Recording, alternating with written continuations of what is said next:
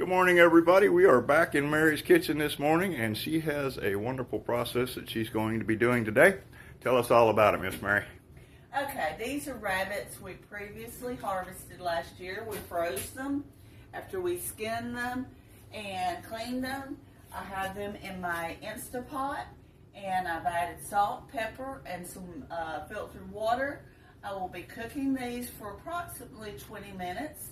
Then I will let them cool, debone them, and we will be packing those in jars, quart jars, and possibly pints with the broth, and we'll be canning that for future use.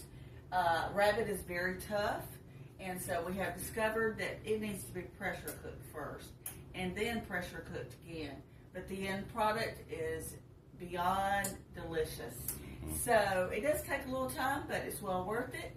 And I will be showing you the canning in a later video, as long as everything works out all right. Thank you, and until next time, God bless. Everybody, we're back for just a minute to show you how good this pressure cooker works. We are not getting paid for this. This is a Instapot pressure cooker, and it just, in 20 minutes, you see it's falling apart there? That is crazy. And it smells amazing. It has stunk up the whole house. In a good way. In a good way, yes. Yeah, and there's proof right there. That thing, that's Poo Poo Kitty. She's the number one helper in the kitchen. So, and look at all that yummy broth. So by the time she gets all these rabbits done in that same broth, that will be 50 times more delicious and twice as much more juice. And I will be canning the broth too. Yes, yes. That's great to have on your shelf for soups and other things. Mm-hmm. It's very nutritious. Yes, yes, and just look at that. It just, the bones, they just come right apart there. I'll be eating that drumstick there later. Okay, guys, talk to you soon. Thanks. Okay, guys, well, Miss Mary is inside prepping the chicken for the rabbit for canning. I am out here. The Lord blessed me with another deer. A good friend of mine brought this by, and it has been soaking in ice soak at least 3 days in salt water with a little bit of vinegar. And then the first couple of days like that, I'm going to debone this stuff here, and then I'm going to cut it up into pieces, manageable pieces, and I'm going to soak it again some more. And then tomorrow I will cut out the roast and cut up the rest of the trimmings for grinding. And in about 3 days, we'll be making some more burgers. Okay, y'all. Thank you so much. Yeah, this is how we roll around here. This is what we got to deal with. I'm out there cutting deer up. She don't want nothing to do with raw meat. But if you cook a little rabbit, that cat is there.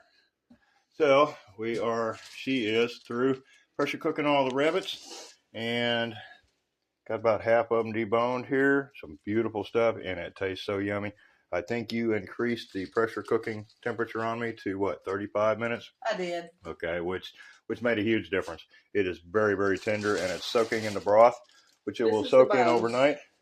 And that's the bones right there. Part okay, and this is what we're going to be making those delicious rabbit salad sandwiches out of. So, you guys, we will catch you back tomorrow when it's canning time. Y'all have a blessed, yeah, this is what we canned of rabbit from last year's batch, and it is still just like she canned it yesterday. Very delicious. Y'all have a blessed night. We'll talk soon. Hey everybody, Mary is back in the kitchen this morning, and I'm outside cutting up deer. So tell us what you got today, Mary. Okay, this is a rabbit that we cooked, deboned, and I have put it in the jars with a teaspoon of non-iodized salt. I have sea salt, and just a little bit of pepper. The pepper is not needed, but the salt is. The pepper's needed. I don't care what you say. For canning, yes, it is not necessary. Yes. And so what I'm going to do now is I'm going to take some vinegar and wipe the top and the side of these jars, because despite what you may think, it does have a lot of fat in it. That's because we feed our rabbits so well. Right? Yes. And so what you're going to do is you're going to fill it to the top of this. Do Right. not go over it. That's the 1-inch line. And that will give you the proper gap. After I get through wiping these with vinegar, I'm going to use my 4 jars lids, which we don't get paid for, but it is a wonderful product. And I will put those on, I will seal it, and I will put it in my All-American canner. I have brought the water up to the water line, and I can fit 7 quarts into my canner.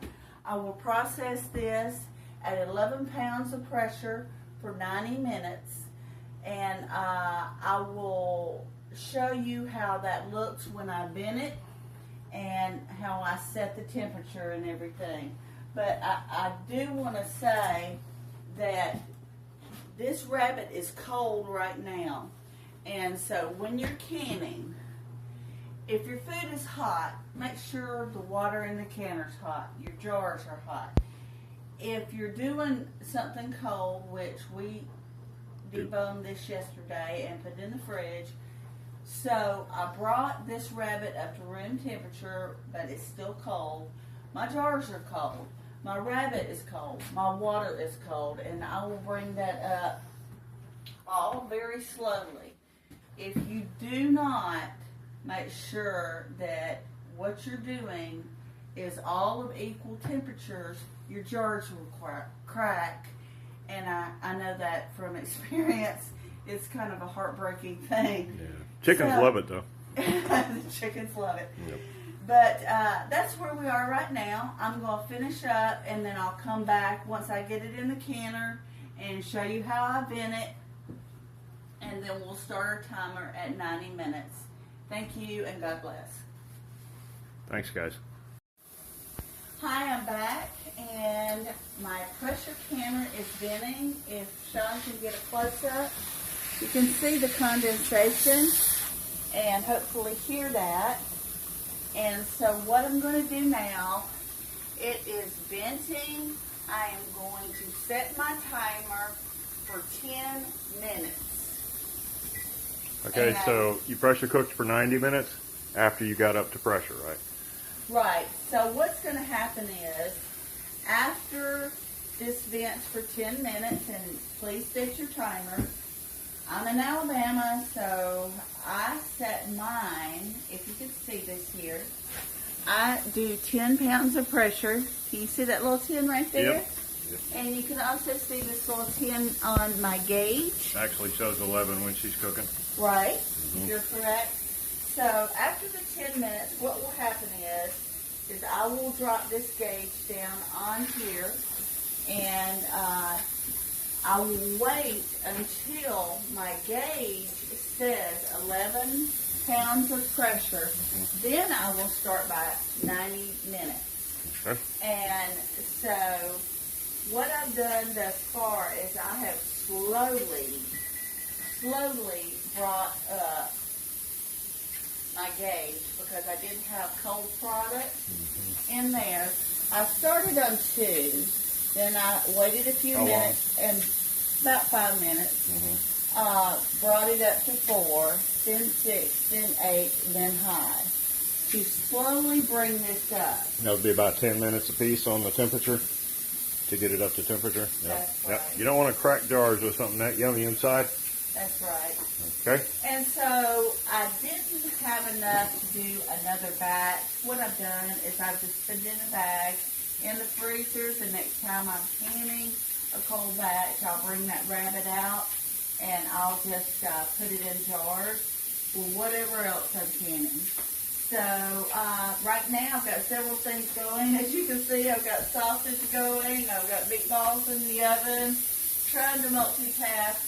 But when this gets through venting, I will bring you back and let you just see the gauge on top and see how that goes. Thank you, and we'll see you in a minute. Okay, I do have my pressure gauge on, and FYI, to prevent burns, I use this little gadget here to drop it down on. because that steam coming out of there is very, very hot. As you can see, I am still not up to pressure, so we're waiting to start our time. It is slowly going up, and we'll be back. Okay, I'm back.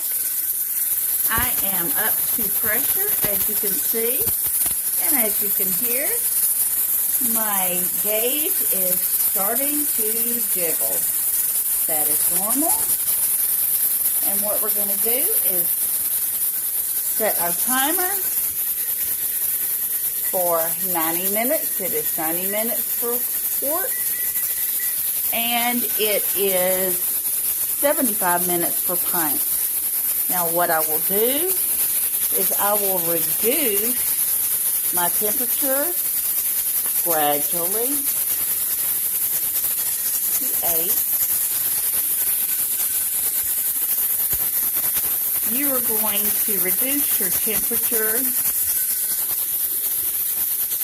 as you go, but you need to make sure that you do not go beneath 11 pounds of pressure. So you see the little gauge is dancing vigorously. You want to slow that down a little bit, reduce the pressure again, and keep it at 11 pounds of pressure. As you can see, we're still at 11 pounds of pressure. I am constantly, but slowly, reducing my temperature. We don't want it to jiggle too much, but a little jiggling is normal. We want it to stay at 11 pounds of pressure. We don't want it to keep going up. So you have to just play with that and reduce it just a little bit at a time. Thank you.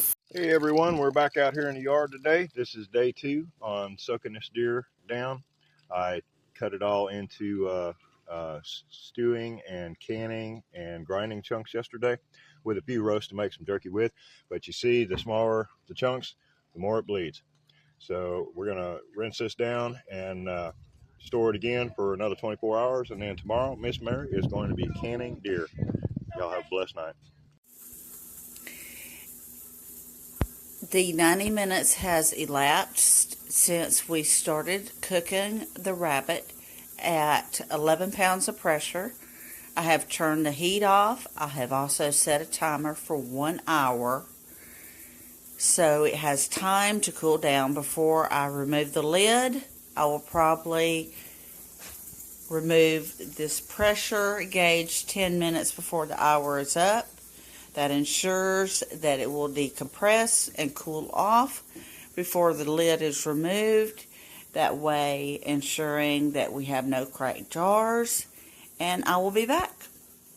Hi, we're back. And I've taken the jars out. It's been an hour since I set my timer to let it cool and let it decompress. And of course, took off the gauge 5 or 10 minutes before that hour was up. So we have our rabbit, and it is still boiling. That is normal. Yep. And there is a little discoloration on the top of the jars, but I did put a little vinegar in the water, which keeps the glass clean on the outside. This residue will wipe off. We will leave it for 24 hours. It looks like everything has already sealed, but they will stay here for a day.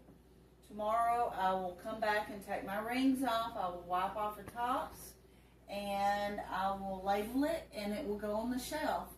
And this is 7 jars of rabbit with broth, and it will not go bad because it's in the freezer. And that's all I've got. Sean, do you want to add anything? Yeah, I just want to add, with this winter storm and everything we've got coming up, we've been trying to be premeditative about all this canning for the last several years. If the power goes out for an extended period of time, you only have so long to deal with what's in the freezer. And this is 7 times 2 pounds each, 14 pounds of meat that will not go bad due to a power failure. So we strongly encourage that you take up canning.